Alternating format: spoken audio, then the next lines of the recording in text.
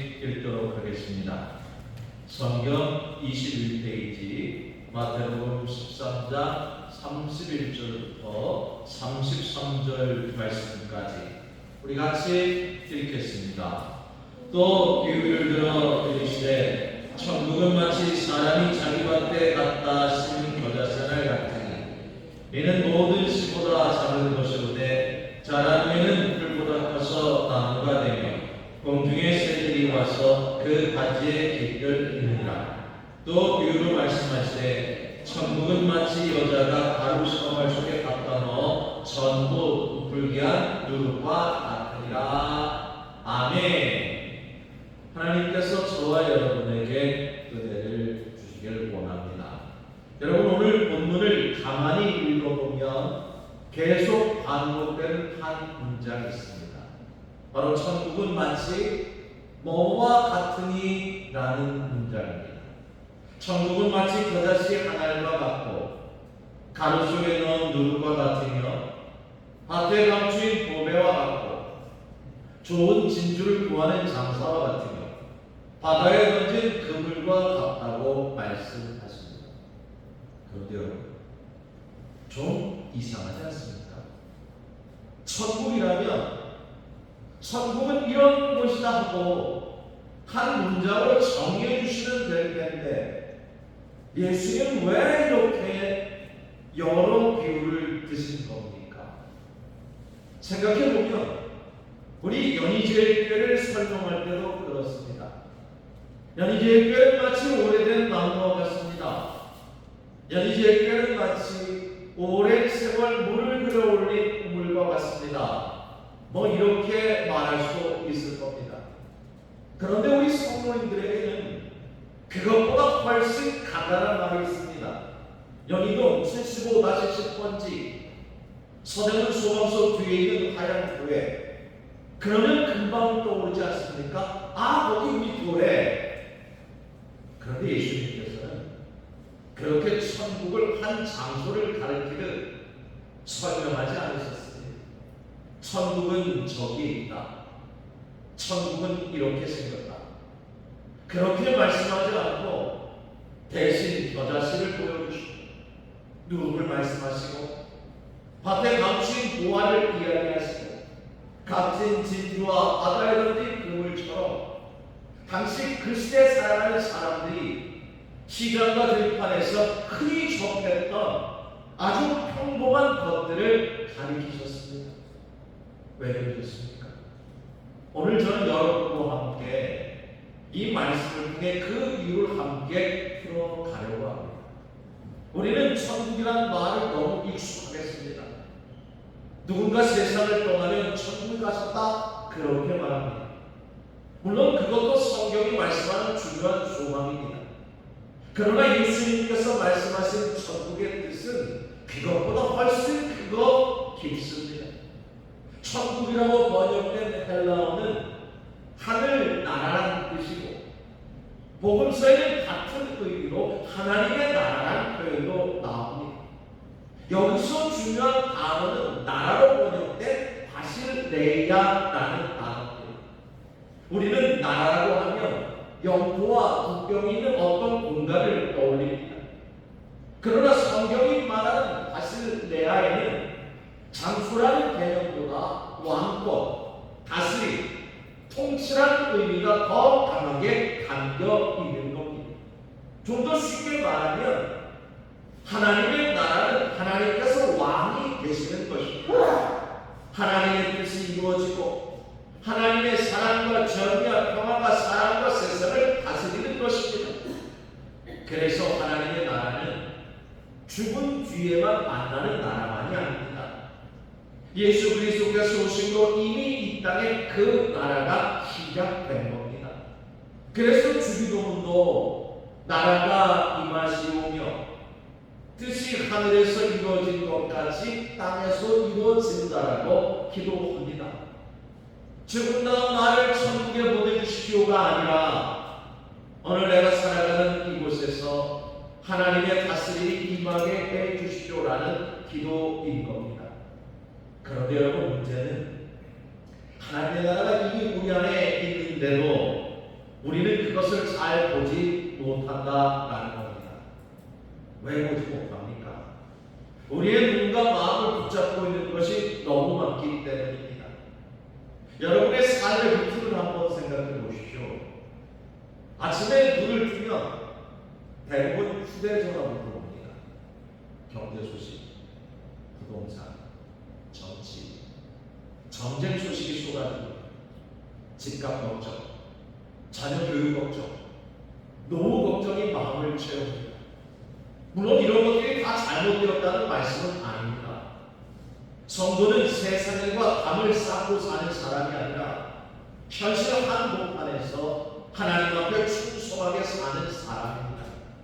그런데 제가 드리고 싶은 질문은 이겁니다.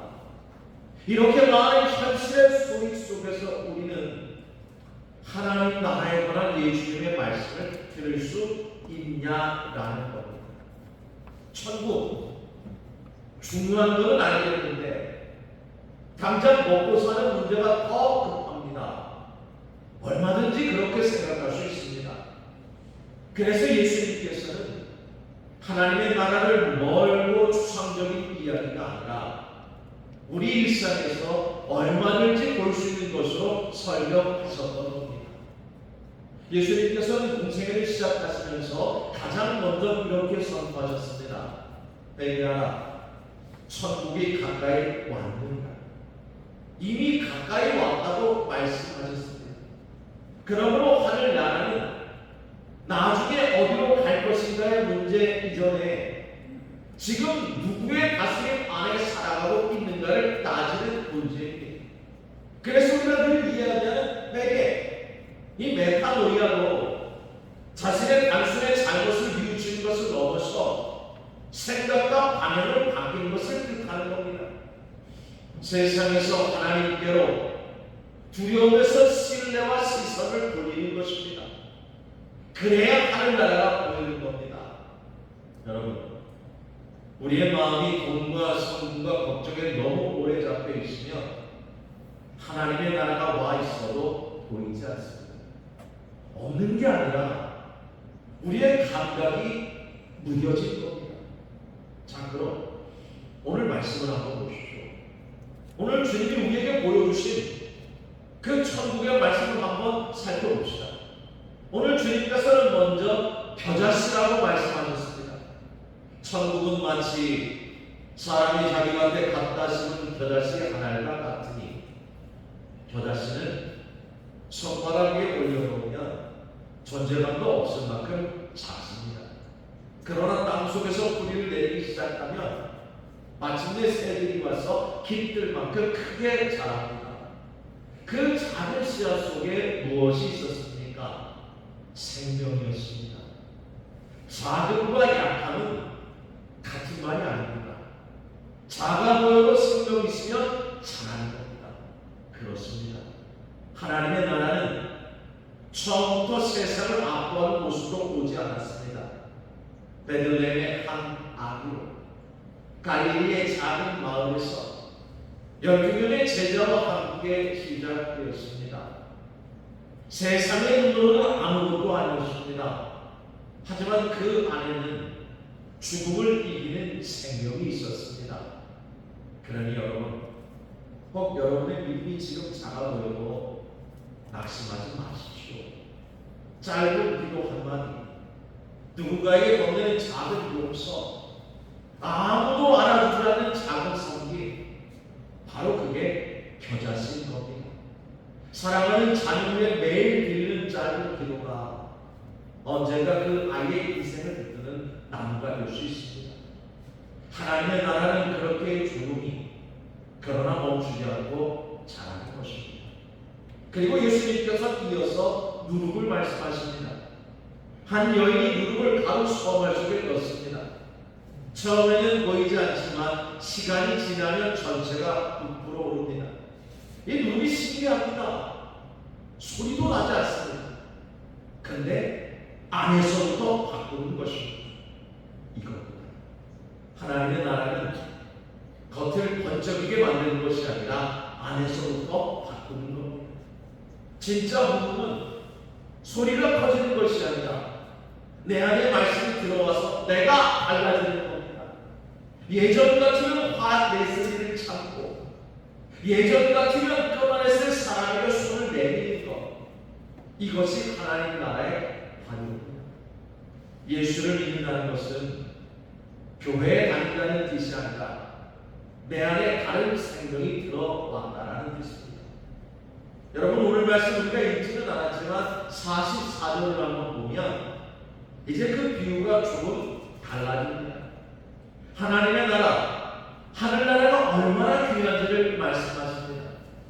천국은 마치 밭에 감추인 보화와 같으니 사람이 이를 발견하며 숨겨두고 기뻐하며 돌아가서 자기의 소유를 다 팔아 그 밭을 사느니라.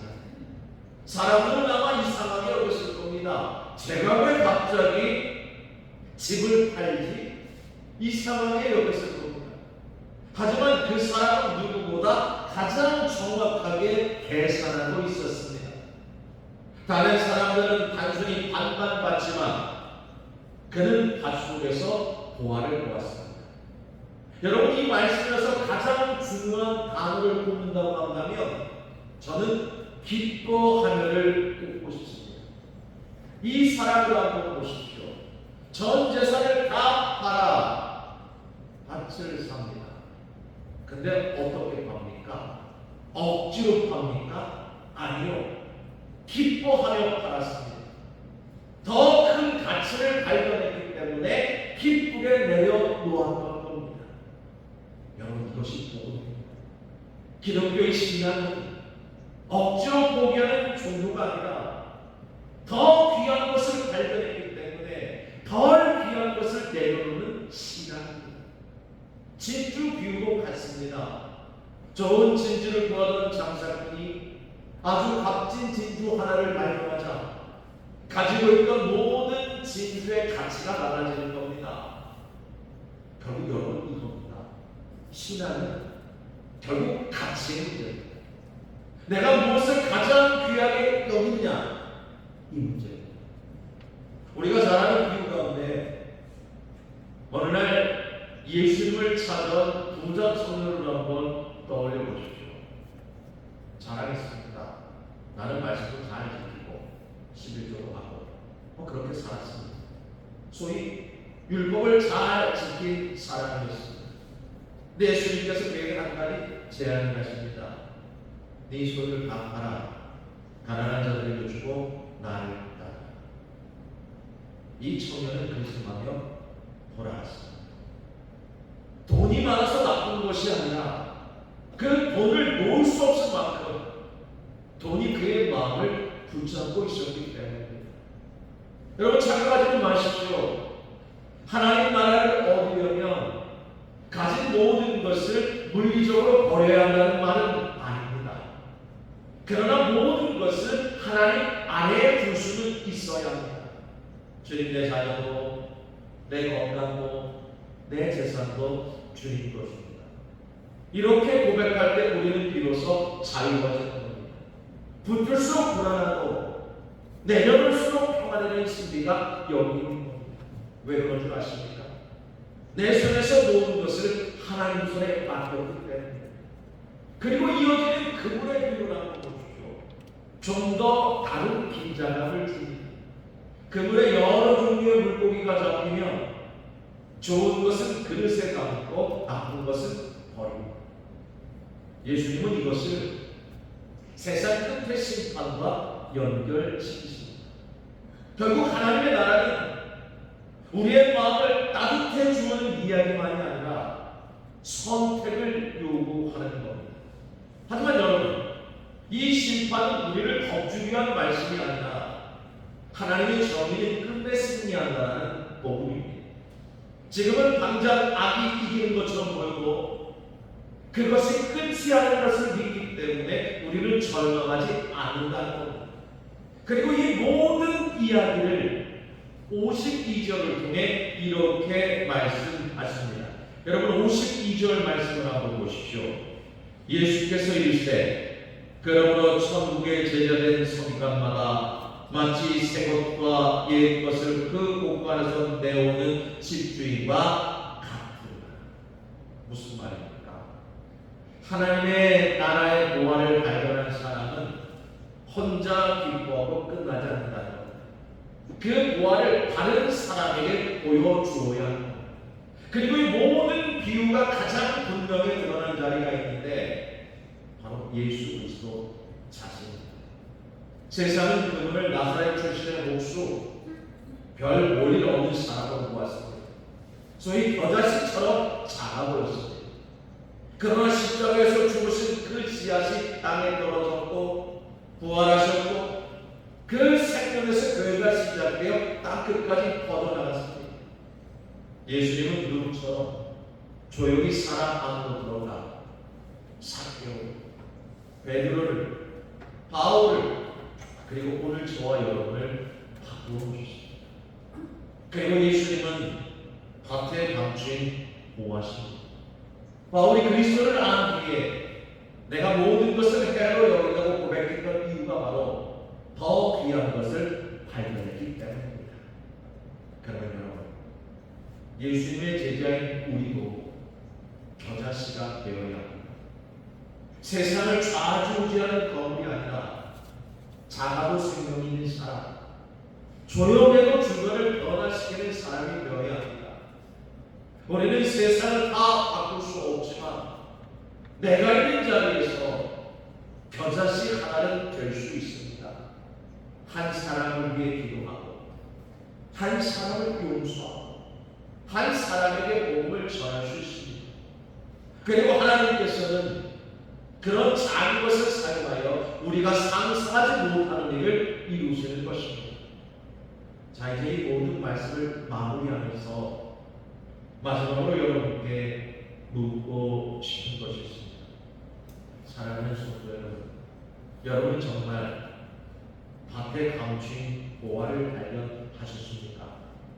아니면 여전히 아직도 밭만 바라보고 계십니까? 집, 건강, 자녀, 사업, 중요합니다. 그러나 더 귀한 것이 있습니다. 예수님께서 말씀하셨습니다. 사람이 많이 놓은 천하를 얻고도 제 목숨을 잃으면 무엇이 유익하리요? 하늘나라를 발견하는 길은 멀지 않습니다. 아침 햇살 보며 감사하고 밥 한 끼 앞에서 생명 주신 하나님을 기억하고 가족의 얼굴을 선물처럼 바라보십시오. 상처받을 때 십자가를 바라보고 두려울 때 하나님의 약속을 붙드십시오. 그러면 그때 조금씩 보이기 시작하는 겁니다. 그리고 어느 순간 깨닫게 되는 겁니다. 아, 내가 찾던 보화가 여기 있구나. 여러분, 하나님의 나라는 멀리 있지 않습니다. 예수 그리스도 안에서 이미 우리 가까이 와 있습니다. 겨자씨처럼 작게 시작되지만 그것은 분명히 작습니다. 누룩처럼 스며들지만 그것은 결국 우리를 변화시킵니다. 보화처럼 감추어져 있지만 발견한 사람의 인생을 바꾸는 겁니다. 그러나 여러분, 밭만 바라보다 인생 망치지 마십시오. 밭 속에 있는 그 보화를 발견하시기를 바랍니다. 그리고 그 나라의 왕신 예수 그리스도께 여러분의 삶과 생애를 다시 맡기시기를 바랍니다. 그때 우리의 평범한 일상이 하늘나라의 자리가 될 것이고 누군가의 작은 믿음이 누군가를 세워가게 하는 큰 나무가 될 줄 믿습니다. 바로 예수 그리스도 안에서 이미 시작된 하나님의 나라가 우리의 신령과 가정과 교회 안에 더욱 충만히 임하시기를 주의 이름으로 축원합니다.